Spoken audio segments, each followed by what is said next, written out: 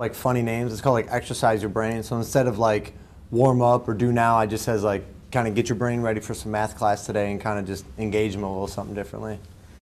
I hope by the end of the lesson on their exit ticket they would have mastered the concept of adding and subtracting, polynomials, and I've taught them that mastery is 80%. So next class when I hand back those exit tickets, they'll be great on them. They'll be able to say, did I master this? Did I not master this? So today is our last day to do what? Review. So I'm going to teach you one new thing that's fairly easy, and then we're going to do around the stations. You're going to review everything that's going to be on the test. Yeah? Are we supposed to be getting a study guide? No, this will be your study guide right here today. You'll know everything for today. Any other questions? All right, we're going to go ahead and start the notes. So get out a piece of paper.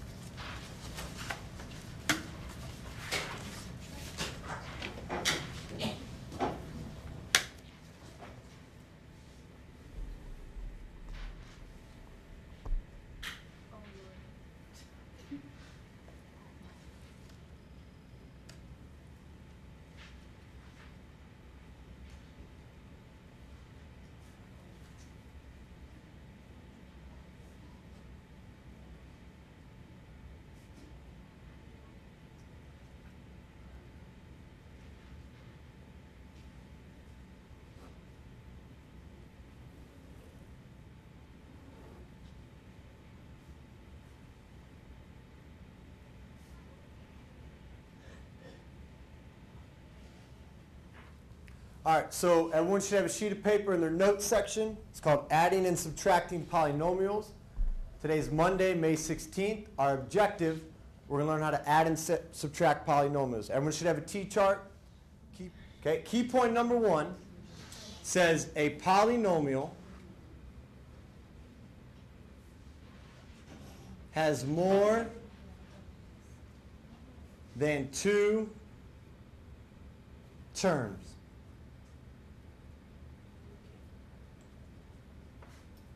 Okay, so we did this before. A binomial has how many terms? 2.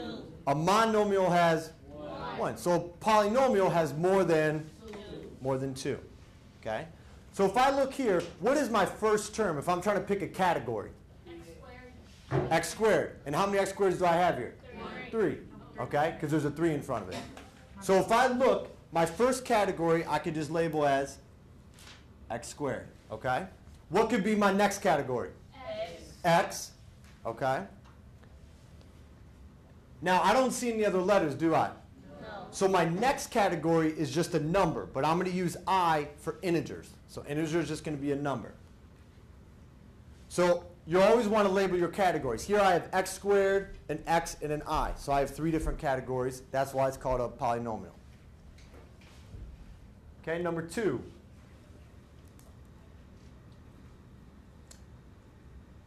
When adding and subtracting polynomials,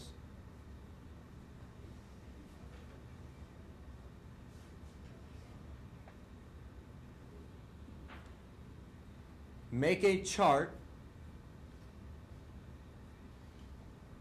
with the terms. Okay, and I'll give you a minute to copy this down.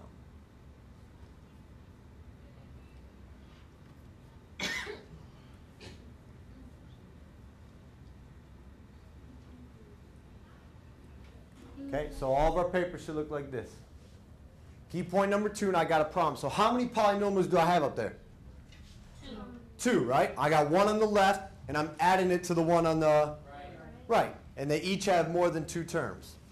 So what I'm going to do now, it says make a chart. What's the first term that I see? X squared. An x squared, or x to the 2nd power. So write that down. And you always want to go in order of exponents. So if I had x to the 3rd power, that would go... Yeah, that would go first. You always want to go in order. So what's the next term I see? X. Good. And what's another term? I. And what's I stand for? Integers. Perfect. So make your little chart. Okay, that's the second key point. Now we move on to number 3. It says fill in the table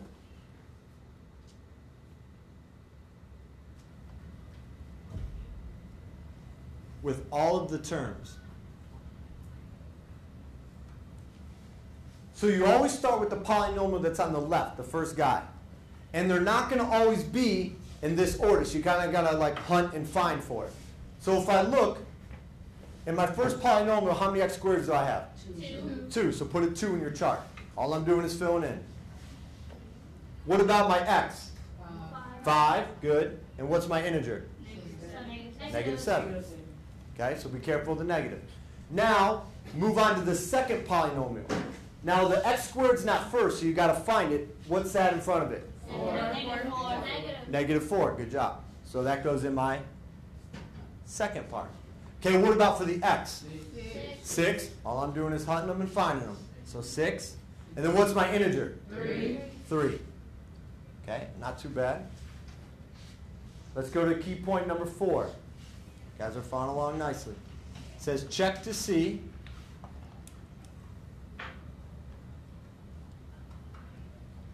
if you are adding or subtracting. So you're either going to add or you're going to subtract. So if I look at my example, what do I see in between the two polynomials? You said a what? A plus sign. So I know I'm going to add the two polynomials. So what I want to do now is I'm going to put a plus for each category. I'm going to add there, and add there. Because it's saying add each category up. Okay? Number 5. Only 2 key points left. It says add or subtract the terms. Okay, and I'm going to put a plus sign here just so I remember that I'm adding. So this is only going to be probably the most difficult part because you got to be careful of all the negatives. So I'm going to pull my table down.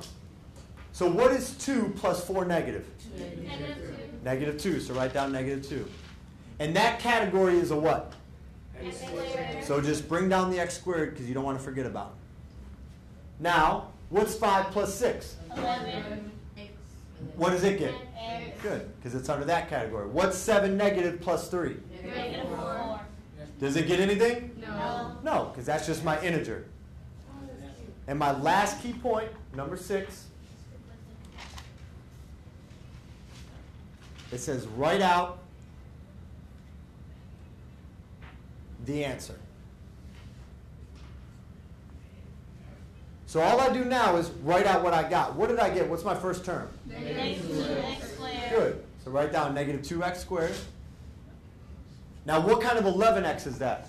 Positive. So let's write down plus 11x.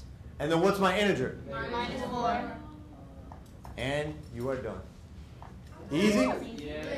No It's chat? a format Yeah. of key points and examples. We put it in that 2 chart so they can basically kind of visualize it. And I don't want to sit there and go over 10 examples and they're sitting there bored out of their mind because I've been talking for 30 minutes. So I try to give them 10 minutes worth of notes and we move on to using the whiteboards or a different form of practice where I may go over one together, let them do one, have some kids share out with some questions and kind of go back and forth for a good maybe 20-25 minutes to make sure everyone in the class has had a chance to practice the skill and I'm able to come around and help them out too. All right, go ahead and close up your notes. Take out the whiteboards. We're going to do a few practice problems. The boilers are up. Okay, 3. I'm going to go over the first one, and then I'm going to let you guys finish the rest. I'm going to try one with subtraction.